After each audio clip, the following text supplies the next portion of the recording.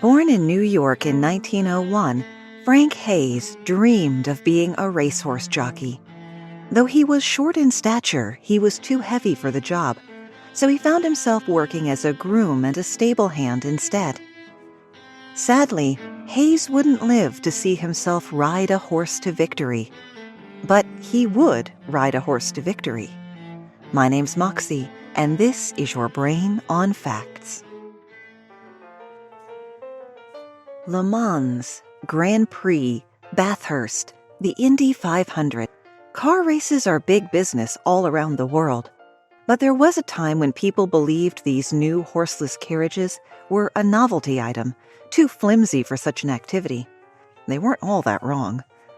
But in 1908, a race was organized to prove otherwise, in which 6 teams of drivers tried to be the first to get from New York to Paris.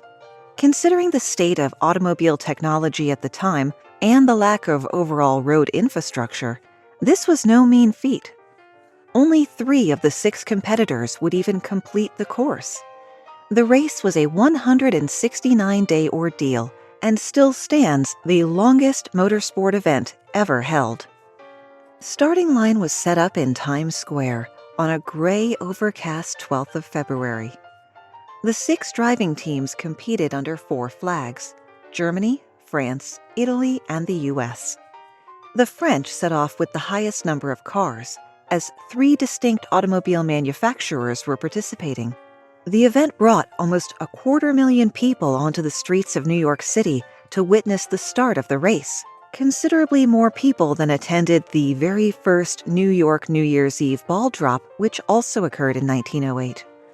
The starter's gun fired at 11:15, 15 minutes late. Mayor George McClellan was supposed to fire the pistol, but he wasn't there on time, and apparently an impatient bystander did the job for him, and the racers took off. Whether that bystander used a starter's pistol or just a gun he had on him has been lost to history. This would be the first of many unexpected challenges.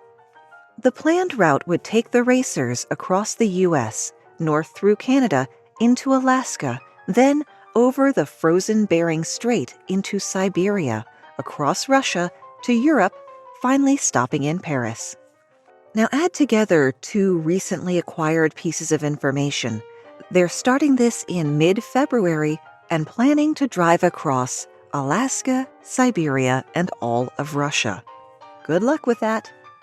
Drivers needed to stop often to repair their cars. They even used locomotive lines when it was impossible to find a road. Not the rails themselves, though. The American car straddled the rails, bumping along on the ties for hundreds of miles. Do you know what shocks were like then? No, you don't, because there weren't any. The Italian team complained that was outright cheating. The car that would go on to win had a 4-cylinder, 60-horsepower engine and a top speed of 60 miles per hour. Cars of the day offered very little in rider comfort or fancy amenities like a roof. They drove around the world 15 hours a day, in winter, in open-topped cars, many of them without windshields. Antifreeze hadn't been invented yet either, so the radiators had to be drained every night. While most teams were made of a driver and a mechanic, some teams included journalists, and one brought along a poet for some reason. The racers in the French Suzer-Naudin dropped out after only 96 miles, with a broken differential they couldn't repair. Another French team lost a man after they became stuck in the snow and the teammates began to fight. They were about to duel with pistols when the mechanic fired his assistant, an Arctic travel expert whose knowledge and skills they would really wish they had later. Not even halfway across the U.S. yet, the Italian car had mechanical trouble, and the driver tried to cheat by putting the car on a freight train. He abandoned that plan when a photographer caught him in the act. The car's owner then sent him a telegram: "Quit race, sell car, come home." Probably just as well for that driver that telegrams charged by the letter, or he would have really gotten an earful. The American team, driving a Thomas Flyer, took the lead when crossing the U.S. The team managed to arrive in San Francisco after 41 days, 8 hours, and 15 minutes, with the second-place car 9,000 miles behind them. This was actually the very first crossing of the continental U.S. by an automobile in the winter. The race route then took the drivers to Valdez, Alaska, but on a ship. The American driver, George Schuster, wasted no time investigating the Valdez-Fairbanks Trail in a single-horse sleigh, and concluded the only way you could get a car across Alaska would be to take it apart and put it on a dog sled. The Parisian Race Committee abandoned the idea of Alaska and the Bering Strait and ordered the Americans to return to Seattle. The new plan was for the cars to sail to Vladivostok and then drive to Paris from there. While the American team were making their way back to Seattle, all the other teams got on the boats to Vladivostok. The Americans lost even further time when they couldn't get their Russian visas in order. The Flyer had been the first to arrive at the Pacific coast and would be the last to leave, weeks behind the competition. In fairness and to their credit, the race committee decided that the American team would be given an allowance of 15 days, meaning the remaining teams could beat them to Paris by 2 weeks and still lose. Plus, the race committee penalized that team that used a train. The driving resumed from Vladivostok, but by that point there were only 3 teams left: the German Protos, the Italian Zust, and the Flyer from America. Now, not an American Flyer, because a little red wagon wouldn't do very well in these conditions. And what do these cars all look like anyway? I'm glad you asked. I put pictures of them in the Vodacast app, the partner for today's episode. Vodacast is sincerely really cool. It is a brand new podcast player that makes it easy for creators like me to put tons of bonus content up and for listeners to see it all in one place. It even syncs to the audio. So like the thing I'm mentioning right now, you open it up, boom, there's the picture. How cool is that? Now, I'm still learning to use it, and it's still early days from the app, but I recommend everybody get it from the App Store or the Google Play Store and check it out today. Vodacast, Vodacast. So anyway, the drivers that you can see on the Vodacast app agreed to start again evenly matched. They had extreme difficulty finding petrol in Siberia, leading the French driver to try to bribe the other teams to let him ride on one of their cars so he could at least be in a winning car. This prompted his sponsor to pull him from the race. The 2 remaining teams faced another set of major challenges, passing through the tundra of Siberia and Manchuria. The spring thaw had set in, which turned the Asian plains into a seemingly endless swamp. Progress measured in feet per hour, not miles.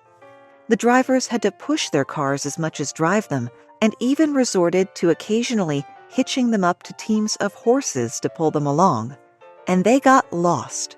A lot. The racers couldn't ask locals for directions because no one spoke Russian. Roads and maps were unsophisticated and hard to come by, and if you took a wrong turn, you could expect to lose up to 15 hours. Thankfully, once they got closer to Europe, road conditions improved and the race sped up. The Germans arrived in Paris on July 26, while the Americans were still in Berlin, but the 15-day allowance for the Americans and the 15-day penalty for the Germans meant the Flyer had a month to drive to the neighboring country. The American team arrived in Paris on July 30th, 1908, having covered approximately 16,700 kilometers, or 10,377 miles. Even though the victor had been declared, the Italians drove on and made it to Paris in September of 1908. The victory meant huge recognition for Schuster, who in 2010 was inducted into the Automotive Hall of Fame. If you're ever in Reno, Nevada, and I guess don't want to go gambling or do anything fun, go and see the Flyer in the National Automobile Museum. You can probably kiss that sponsorship goodbye. Speaking of sponsors, a lot of my friends have had babies in the past year or so. First children, all of them I've noticed. So I'm definitely going to recommend that they all check out the Healthy Postnatal Body podcast with postnatal expert Peter Lapp. Peter answers all your postnatal health and fitness-related questions and does interviews with a wide variety of expert guests. Genuine experts. No goop stuff, okay? Subscribe to the Healthy Postnatal Body podcast on your favorite podcast player. Learn more at healthypostnatalbody.com and be sure to download your free postnatal health guide. Here on Your Brain on Facts, I may not have all the answers, but if your question is how can I find a sponsor for my small podcast, I do have the only answer you need. Podcorn. Podcorn is a marketplace that connects podcasters and businesses, many of them small businesses, to create ad campaigns that work for both parties. This is not a situation where you're going to have 25,000 downloads per episode before anyone will even look at you. Podcorn is easy to use, free to set up, you retain all of the rights to your podcast and everything else, and you get to tailor the ad campaign in a way that works for you and the sponsor, whether it's a host-read ad or an interview. You can get started today by going to podcorn.com. It's like popcorn, but for podcasts. Podcorn.com.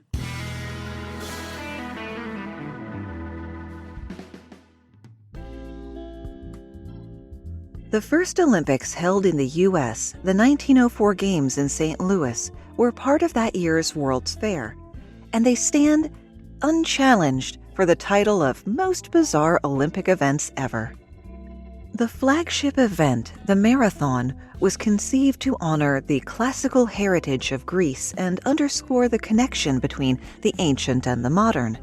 The outcome was so scandalous, the event was nearly abolished for good.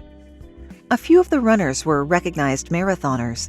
The rest could be described as assorted. There was a man who did all his training at night because he had a day job as a bricklayer, 10 Greeks who had never run a marathon before, 2 men of the Suana tribe of South Africa who were in St. Louis as part of the South African World Fair exhibit and who arrived at the starting line barefoot, and Cuban mailman Felix Carbajal, who arrived attired in a white long-sleeve shirt, long dark pants, a beret, and a pair of street shoes.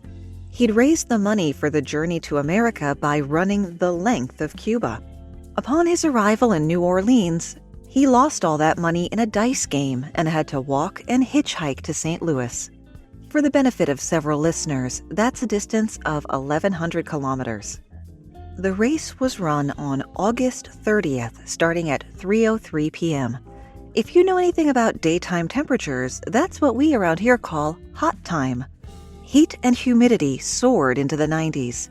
The 24.85-mile course involved roads inches deep in dust, 7 not insignificant hills varying from 100 to 300 feet high, some with brutally steep ascents, roads strewn with cracked stones, and, most importantly, roadways that were still open to traffic, trains, trolley cars, horses, and people walking their dogs. On that 25 miles, there were only 2 places where athletes could secure fresh water, from a water tower at mile 6 and a roadside well at mile 12. Cars carrying coaches and physicians drove alongside the runners, which kicked up impenetrable clouds of dust. William Garcia of California nearly became the first marathon's first fatality when he collapsed on the side of the road and was hospitalized with hemorrhaging. The dust had coated his esophagus and trachea and ripped his stomach lining. Len Tao, one of the South African participants, was chased a mile off course by stray dogs. Felix Carbajal trotted along with his cumbersome shoes and billowing shirt, making pretty good time, even though he would repeatedly pause to chat with spectators in his broken English. A bit further along the course, he stopped at an orchard and snacked on some apples, which turned out not to have been in great nick. Suffering from stomach cramps, he lay down and took a nap. Cramps also plagued runner Fred Lors, who, at the 9-mile mark, decided to hitch a ride in one of those accompanying automobiles, waving at the crowd and his competitors as he went. Thomas Hicks, the bricklayer, one of the early American favorites, begged his 2-man support crew for a drink of water at the 10-mile mark. They refused, instead sponging out his mouth with warm distilled water. Purposeful dehydration was actually considered a positive thing 115 years ago. And to be honest, I can remember my Little League coach not wanting us to drink too much water. 7 miles from the finish, his handlers fed him a concoction of egg whites and strychnine, the first recorded instance of drug use in the modern Olympics. Back then, small doses of strychnine were used as a tonic or stimulant. Hicks's team also carried a flask of French brandy, but decided to withhold it from him until they could gauge his condition. Speaking of condition, Loers must have recovered from his cramps because he did get back out of that car only a few miles down the road. One of Hicks's handlers saw this and ordered Loers off the course, but he kept running and finished with a time just under 3 hours. The crowd roared and began chanting, "An American won!" The stunningly interesting Alice Roosevelt, 20-year-old daughter of President Theodore Roosevelt, placed a wreath upon Loers's head and was just about to lower the gold medal around his neck when one witness reported, "Someone called an indignant halt to the proceedings with the charge that Loers was an imposter." The cheers turned quickly to boos. Loers smiled and claimed he never intended to accept the honor. He finished only for the sake of a joke. You know, it was just a prank, bro. Our man Hicks, pumping with strychnine, had grown ashen and limp. When he heard that Loers had been disqualified, he perked up some and forced his legs to keep going. His trainers gave him another dose of strychnine and egg whites, this time blessedly with some brandy to wash it down. They fetched warm water and soaked his body and head. Also not recommended practice these days. He began hallucinating, believing the finish line was still 20 miles away. In the last mile, he begged for something to eat. Then he begged to lie down. He was given more brandy and more egg whites. Finally entering the stadium, he tried to run, but was reduced to a graceless shuffle. His trainers carried him over the line, holding him aloft while his feet kicked back and forth, and he was declared the winner. It took more than an hour and the care of 4 doctors for Hicks to feel well enough just to leave the grounds. He lost 8 pounds during the course of the race and declared, "Never in my life have I run such a tough course. The terrific hills simply tear a man to pieces." Hicks and Loers would meet again at the Boston Marathon the following year, which Loers won fair and square. Bonus fact, the 1904 Olympics also saw gymnast George Iser win 6 medals, 3 gold, despite his wooden leg. You know who else is pretty cool? Folks who review their favorite podcasts. This one comes off of Apple Podcasts from Theo from Compton, who says, "One of my favorites. Your brain on facts is truly a treasure. I have a lot of downtime as a tower crane operator. I listen to at least 35 different podcasts faithfully. This one is top 5 in my rotation, if not number 1 itself. Moxie's voice is soothing, her research is amazing, and the show flows without a hitch." Little did you know, that phrase took 5 takes. I'm also the host of my own podcast, Black Men's Book Club, and I have to say that I admire Moxie for all the hard work and dedication that she puts into this show. 5 stars. Thank you so much for that, Theo. So listeners, while you're playing around with Vodacast, search for the Black Men's Book Club. And remember, if you want to hear your opinion read on the show, leave a review on your podcast player of choice or at podchaser.com, which is like the IMDb of podcasts, and they finally just now got an app of their own. Reviewing shows doesn't have the algorithmic magic some hosts believe or claim that it does, but what does is sharing your favorite show, whether that's word of mouth, social media, just boosting whatever the show posted. Sharing the show remains the single best way to help a podcast. Of course, if you have the wherewithal to do so financially and want to receive bonus content and ad-free episodes, you can join us at patreon.com/yourbrainonfacts alongside great folks like Dana and Rita and those amazing people who have increased the amount of their donation, like David, Eric, and Robin. Hopefully, I'm finally on the far side of what has turned out to be a 10-week acute period of my chronic idiopathic pulmonary condition, By the way, know any good diagnosticians in the Mid-Atlantic area, let me know. So the bonus material schedule and the regular show schedule should, hopefully, smooth out soon. While navigating a race is usually pretty straightforward for humans, how do homing pigeons figure out where they are? A researcher at the U.S. Geological Survey, Jonathan Hagstrom, has come up with a novel suggestion. It involves pigeon races. In Europe, and to a lesser extent the U.S., pigeon racing has been a passionately followed sport for which birds are carefully bred, raised, and trained. All of the competing birds are taken to a common distant location, released together, and the return trip to their loft is timed. 90% of the pigeons will find their way home within a few days, and eventually almost all do. On Sunday, June 29, 1997, a great race was held to celebrate the centenary of the Royal Pigeon Racing Association. More than 60,000 homing pigeons were released at 6:30 a.m. from a field in Nantes in southern France, flying to lofts all over southern England, some 400 to 500 miles away.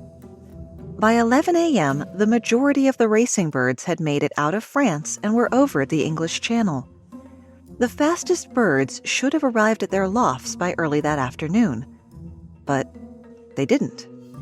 A few thousand of the birds straggled in over the next few days, but most were never seen again. The loss of so many birds was a disaster of previously unheard proportions in the pigeon racing world. One bird could get lost, a dozen, 100 maybe, but tens of thousands? A theory would later emerge. At the very same time the racing pigeons were crossing the channel, 11 a.m., the Concorde supersonic airliner was flying along the channel on its morning trip from Paris to New York. In flight, the Concorde generated a shock wave that pounded down to the earth, a carpet of sound almost 100 miles wide. The racing pigeons flying below the Concorde could not have escaped this intense wall of vibration. The birds that did eventually arrive back at their lofts were actually lucky that they were more tortoise than hare. They were still south of the channel when the Concorde and its shock wave passed over ahead of them. It's theorized that the racing pigeons locate where they are using atmospheric infrasound that the Concorde obliterated. Low-frequency sounds can travel thousands of miles from their sources. That's why you can hear distant thunder. And pigeons can hear these low infrasounds very well. What sort of infrasounds do pigeons use for guidance? All over the world, there is one infrasound, the very low-frequency acoustic shock wave generated by ocean waves, banging against one another. Like an acoustic beacon, a constant stream of these tiny seismic waves would always tell you which direction the ocean is. This same infrasound mapping sense may play an important part in the long-distance navigation of other animals, too. It could explain how monarch butterflies in the U.S. are able to find one small area in Mexico, or how Brazilian sea turtles are able to find their way home on tiny Ascension Island 1,000 miles out into the Atlantic. Even more valuable to a racing pigeon looking for home, infrasounds reflect off of cliffs, mountains, and other steep-sided features of the Earth's surface. Ocean wave infrasounds reflecting off local terrain could provide a pigeon with a detailed picture of its surroundings both near and far. The enormous wave of infrasound generated by the Concorde's sonic boom would have blotted out all of the normal oceanic infrasound information. Any bird flying in its path would lose its orientation. The incident is referred to as the Great Pigeon Race Disaster. The Concorde would stop flying 6 years later, but for reasons completely unrelated to the pigeons. Not every race goes to the swiftest. One was meant to go to the friskiest, or at least the most fecund. Charles Vance Miller practiced law in Ontario for 45 years until his death in 1926. He was also a shrewd investor, which meant there was a nice fat bank account before his fatal heart attack. A lifelong bachelor with no close family, Miller wrote up a will that was as mischievous as he had been. For examples of Miller's character, one of his hobbies was dropping dollar bills on the sidewalk to watch the expressions of people trying to be slick picking it up. In death, Miller outdid himself. He wrote, "This will is necessarily uncommon and capricious, because I have no dependents or near relations, and no duty rests upon me to leave any property at my death. And what I do leave is proof of my folly in gathering and retaining more than I required in my lifetime." Among his bequeathments, he left a Jamaican vacation home to 3 men who could not stand the sight of one another. He tested the resolve of teetotalers by leaving them shares in companies involved in brewing. His shares in the Ontario Jockey Club, an august body whose membership drew from society's upper crust, Miller left those shares to unsavory characters the existing members would find repellent, as well as to 2 opponents of racetrack gambling. Thus he parceled out most of his estate to test what Ted DiBiase told us in the 80s, everyone has a price. The only real variable to nail down is the exact dollar value where principal takes a hike. But it was clause number 9 of his will that caused the most fuss. It was a legacy that triggered a race to conceive. Simply put, he directed the residue of his estate be given to the Toronto mother who gave birth to the most children in the 10 years immediately following his death. The money wasn't exactly chump change. By the time the race came to an end, the total prize was worth $750,000, scaled up for inflation, talking about 12 mil. What came to be called the Great Stork Derby, or Derby, depending on where you're from, was on, especially at the 3-year mark when the stock market crash of 1929 ushered in the Great Depression. You might have heard of it. It was in all the papers. With so many people experiencing unemployment and poverty, the pot of gold offered by Charles Miller was enticing, even if the attempt meant creating a lot more mouths to feed.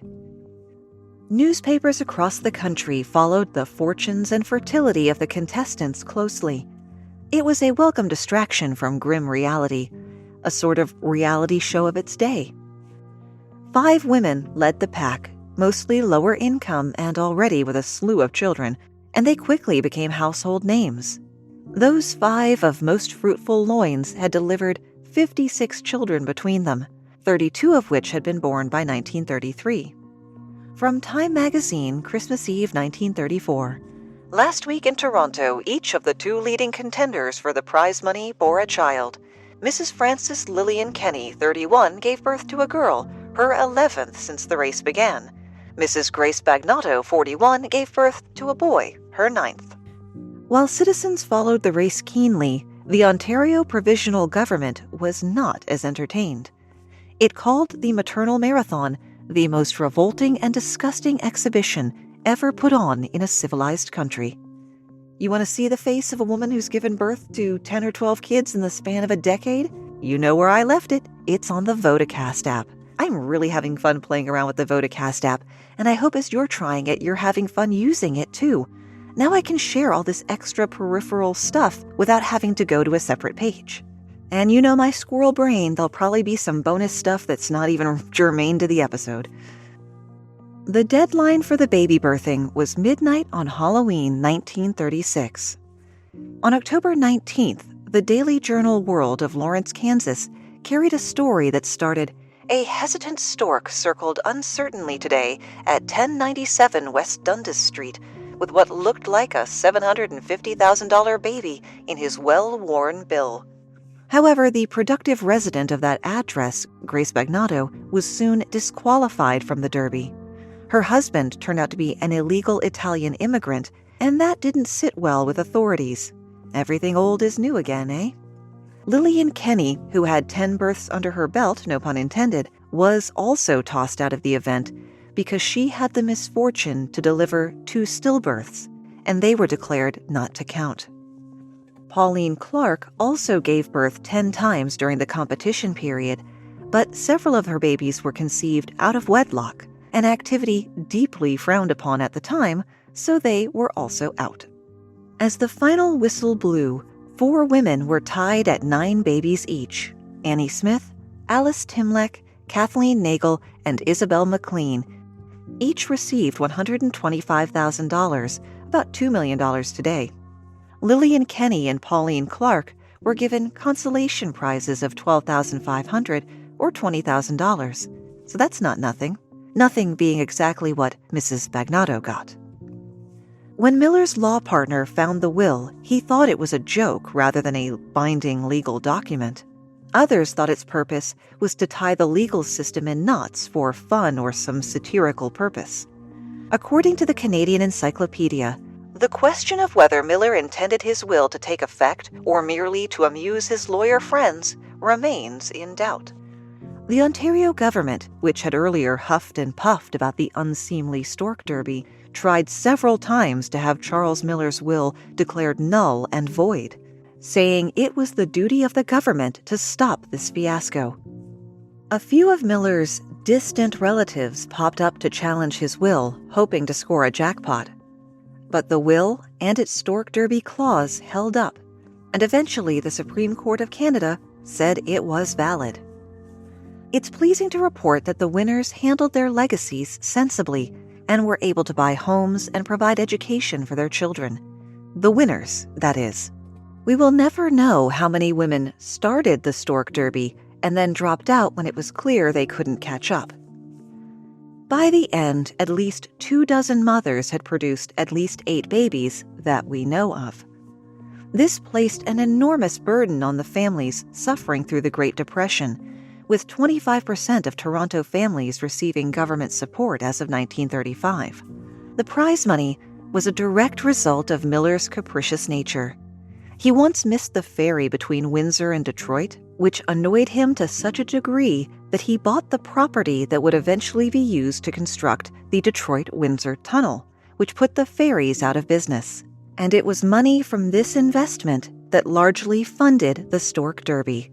Drop me a line on social media, Facebook and Instagram, Your Brain on Facts, Twitter, Brain on Facts Poc, TikTok, Moxie LaBouche, and let me know that you'll think of that next time you drive through the Detroit-Windsor Tunnel. And that's where we run out of ideas, at least for today. When Frank Hayes was given the chance to fill in for another jockey, he had to lose a lot of weight fast, like 10 pounds in 24 hours, which he probably did by not eating or drinking, and very possibly sweating or purging. Doctors then and now think that's why he died of a sudden heart attack in the second half of the race. He didn't fall out of the saddle, though, even after his horse crossed the finish line first. He was declared the victor and remains the only jockey to have ever won while dead. The horse, Sweet Kiss, was immediately retired because no one wanted to ride a horse nicknamed Sweet Kiss of Death. Remember, you can always find the script and the source notes at yourbrainonfacts.com. Thanks for spending part of your day with me, and stay safe. And remember, if you need a new phone menu for your business, e-learning module, you name it, moxielabouche.com for lightning-fast corporate voiceovers. Because I one time got struck by lightning.